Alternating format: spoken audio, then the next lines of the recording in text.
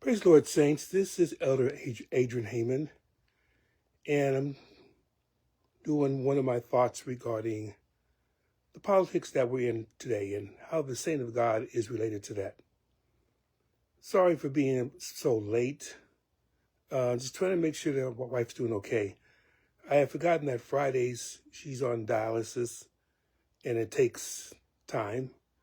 I didn't realize that with hemodialysis, she had been receiving that for a while, but now she has a fistula. And didn't realize that essentially they have to do her like they do NIV. But because her vein and her artery in the fistula is bigger and closer to the surface, you have to make sure that she stops bleeding after everything's gone. So my job is to hold the incisions in until they can wrap it up. So by that time it gets kind of late. And of course, I had to make sure that she eats and everything else, and takes her medicine. And of course, tonight I also have current events, which will be on the True Vision Apostolic Church Facebook page, as well as on Blessed Hope Ministries and the Sunday School Hour. But my thought for right now, I was thinking of a scripture, and it was way in the Old Testament. And it concerns the transition from Genesis to Exodus, whereas essentially the Israelites were welcomed into Egypt, and they were, or at least tolerated. One of their kin had become second in command in Egypt, and he was wise enough that he guarded the entire country from a famine that had been ravaging everywhere else. So you would have thought that they were thinking that he would be revered in some way. But the narrative goes, around the beginning of Exodus, that there arose a new king that didn't know Joseph, didn't know his wisdom, his kindness, didn't know his interactions with the Pharaoh, and most definitely did not understand why the Israelites were there.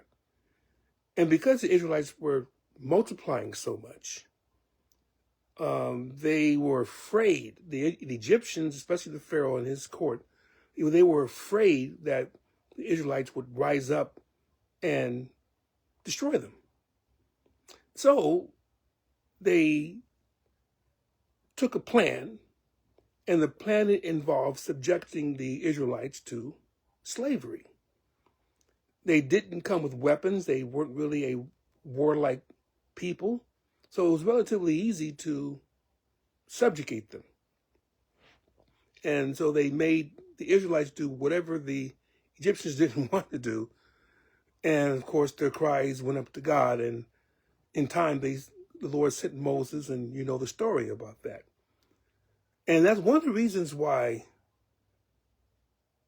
even in the Old Testament, and when God was putting down the law, he had some sympathy towards those who were strangers in their midst. Because the fact was that Israel was a stranger in the land of Egypt.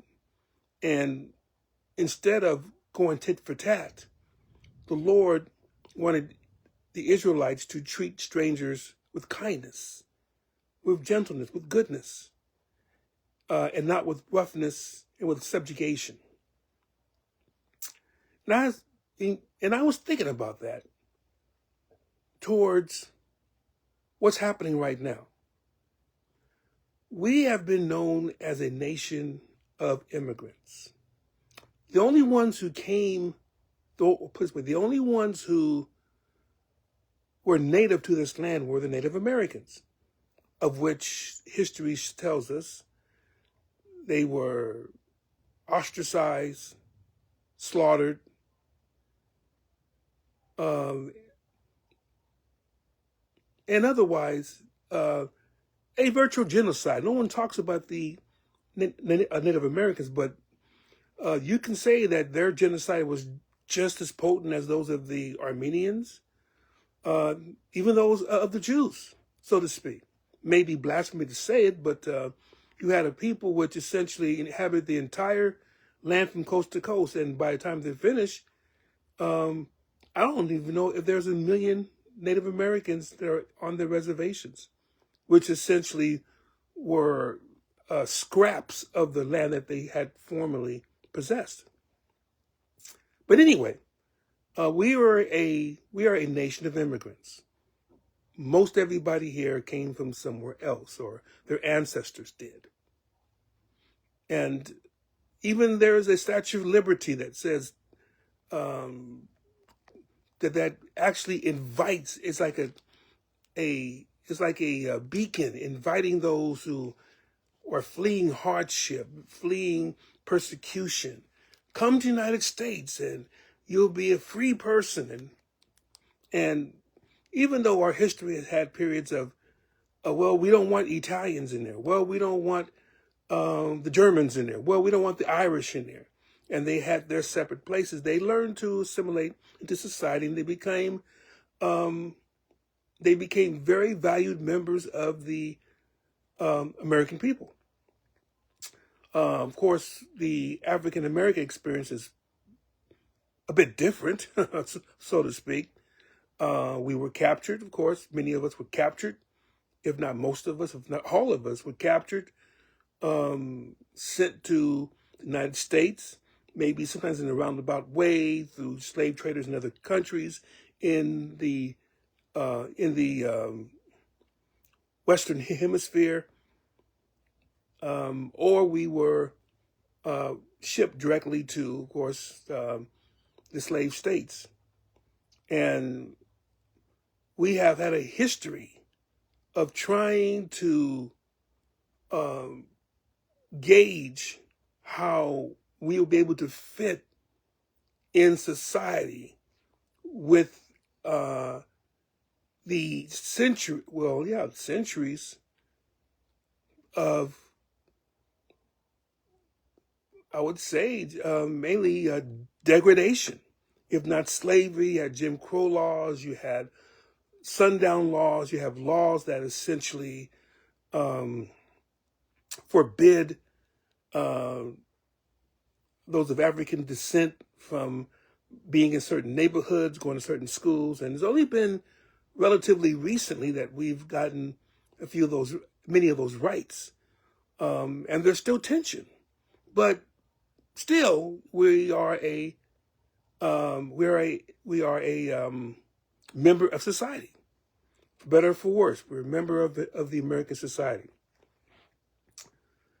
Now we are having a situation in which it almost was like the new Pharaoh rose up. Under the Democrats, I'm not saying whether right or wrong, but it sort of seems to kind of fit the narrative. Even under Bush as well, under Bush, under Obama, under Biden, the idea was to welcome those who have come from different places. Some came to better their lives because they were scraping by. Heard that America was is the land of opportunity.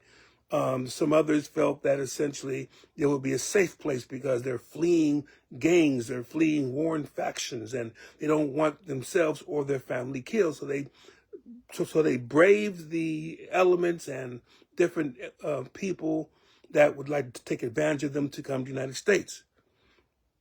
Some, of course, came from as asylum, but anyway, in any case, America stood as a beacon. Now, however, there's been a undercurrent of resentment, whereas the immigrants, some who came regular ways and some who came illegally, but the sentiment is that they're destroying the economy, they're destroying jobs, they're siphoning off welfare and other funds that were for the citizens of the United States, and all these things are taking place. And I just have this feeling that as the Pharaoh rose that did not know Joseph or the Israelites in that particular way of friendship, that we have a whole group of people that are currently in administration, whether it's the executive, whether it's the legislative, in some cases even the judicial branch, that they do not necessarily feel, they don't feel, what's that, what I'm trying to say? They don't feel giving towards the immigrants. They're blamed for crime. They're blamed for drugs. They're blamed for the economy. They're blamed for the loss of morals and everything else that comes to mind here. And so now they are targeted. It doesn't matter whether they committed any crimes that we would normally get punished for. It didn't matter whether they tried to make themselves to be outstanding citizens, even if they really were or are in this country illegally or not, or they didn't go through the proper channels. Those that many of them worked and they worked very hard, and they pretty much put their nose to the grindstone. But the issue here is that they are now facing a people that don't know the kindness of previous administration. They don't know the symmetry or the synergy of the relationship. And there's one instance where I can really talk about this, the farming industry, whereas in many cases there was not enough workers to tend to the farms. And these are very important aspects of the American economy.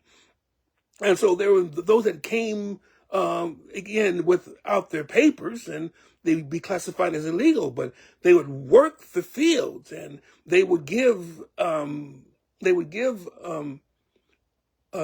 work as hard as they could, and even more so, work that no one else would like to do. They took the jobs, and they were able to help to harvest and grow crops that the rest of the nation feeds upon. And in California, that's definitely the case. So when this new administration arose that did not know the kindness of immigrants, and when it now become their blame for the acts of a few that may have done some despicable acts of criminal activity, but the vast majority just wanted to work. But when you are stereotyping and when you are making someone into a scapegoat, it doesn't matter how many people might prove you wrong. It's that one or two people that they think in their minds, if they weren't there, this wouldn't have happened. And so now you have this groundswell of get them out of here. And no matter how you do it, get them out. And the administration is only too happy to acquiesce to their wishes, to get them out however they could, kidnap them from streets, hold them in places where essentially they have no recourse to legal aid, and then they are deported. And in some cases, they're deported to a different country. And that you would figure, how in the world are they going to get back to their own country, even their own home country? And again, this just seems like whenever things seem to be different, things end up becoming the same as it always have been.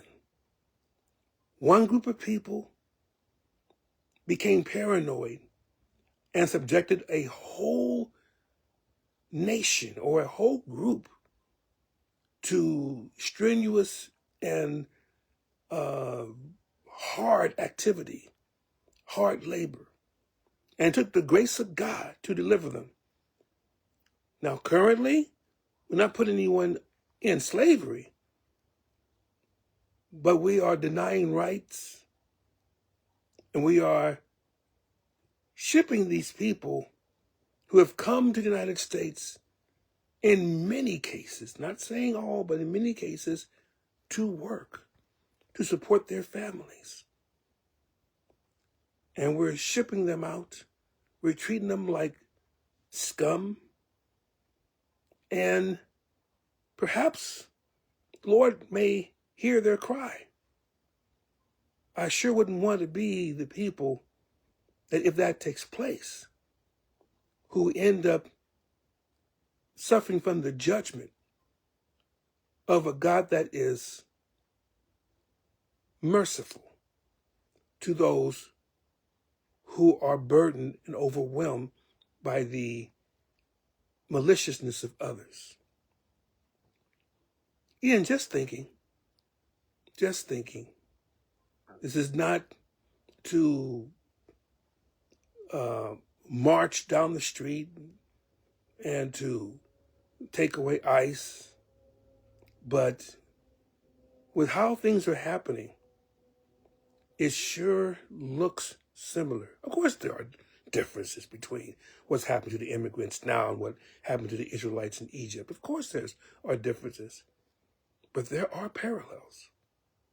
And we should take heed to look at those parallels and see really what we must do if we are supposed to be a Christian nation. Just food for thought. Some of you may disagree, and that's okay. But we'll be welcome to hear what you have to say. And I won't downgrade you, but I may put on another session to address what is being said. Because I'm not here to dispute, to fight anyone.